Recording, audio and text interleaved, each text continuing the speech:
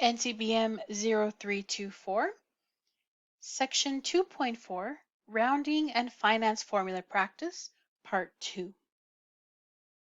Now that we've practiced our rounding, that takes us into what you'll see in your Math 1324 class. When are we going to need this rounding, right? A lot of places, but a big place you'll use it is when you're talking about your finance formulas.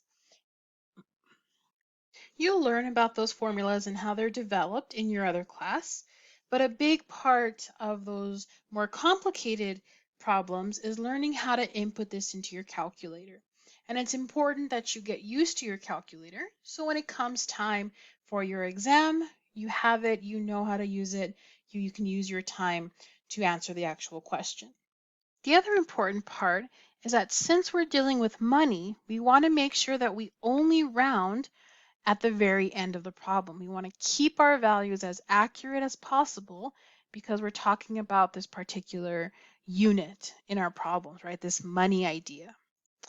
Now, determining which formula, you'll learn that in your 1324 class. But once you have the formula set and you have your values plugged in, how are we going to find that answer?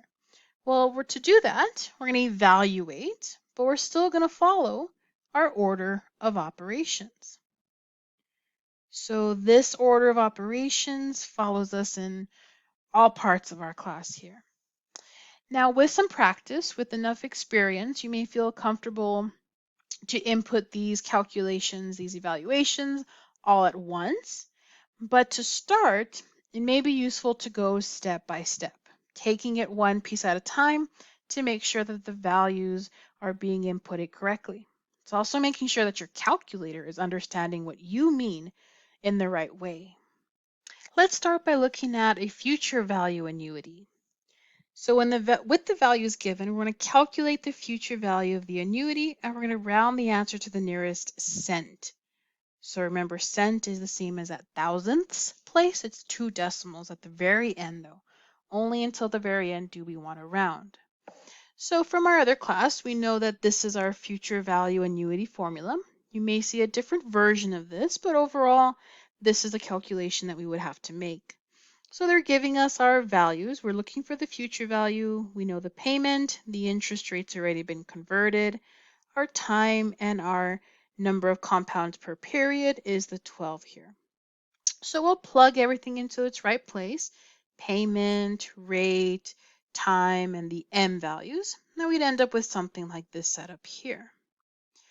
Now keeping in mind the order of operations, normally we would start with parentheses.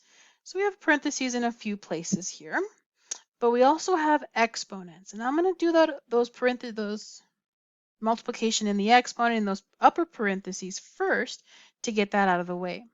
So I'm going to do here 12 times the 20, and that's where we get this 240. So I'm going to use that 240 as my power, my exponent. Then from this point, then we'll follow the rest of the parentheses. We'll go with the inside values here. We're going to start with the more complicated parentheses, and that's going to be this one with the 1 plus, and then our decimal with the fraction here.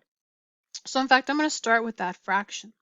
I'm going to go with the 0.03 divided by 12.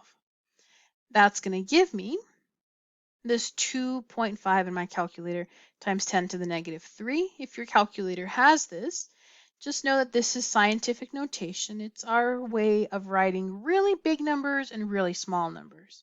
And because this is a negative power on that 10, I know it's a small number.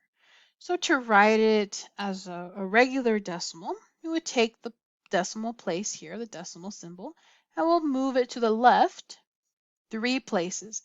Now to the left, because it's a negative. If this was a positive, I'd move it the other way. But it's negative, so I'm going to move to the left. So when I do that, the value that I end up with is the 0.0025. So this is what should show in your calculator. So it's a nice little check over here of what, make sure you're doing things correctly. So we've done the fraction. Let's add 1 to it now. It's the rest of my parentheses in there. That gives me the 1.0025, so we're on the right track. Now this is all of that decimal there, the 1.0025 is all of the inside of this more complicated parentheses.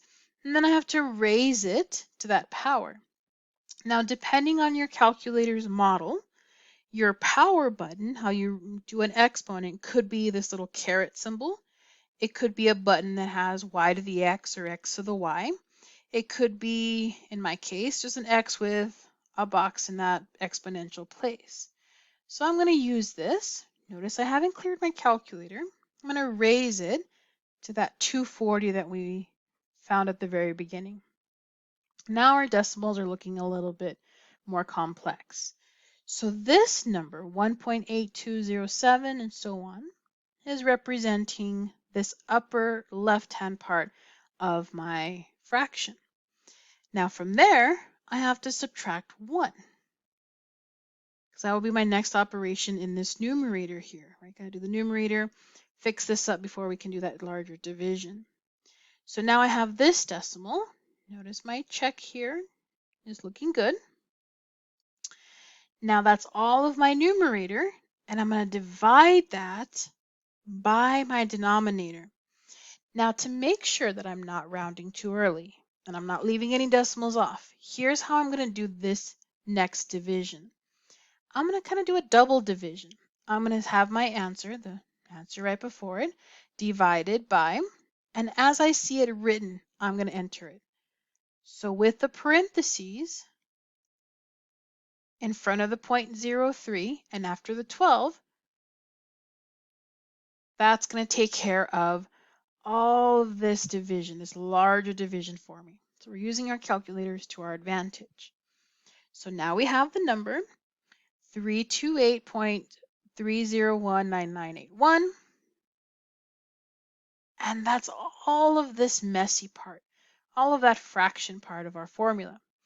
I still, though, have one more operation.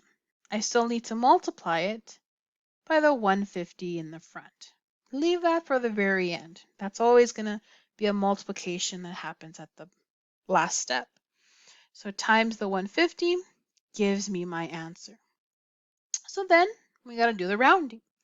So our rounding to the nearest cent, well, that's going to go 2 decimals. We look at the number to the right. In this case, that's a 9. Is 9 greater than or equal to 5? It is, so it makes the 9 next to it go up, but then that makes the 2 go up as well. And our final answer will end up being 49,245 and 30 cents.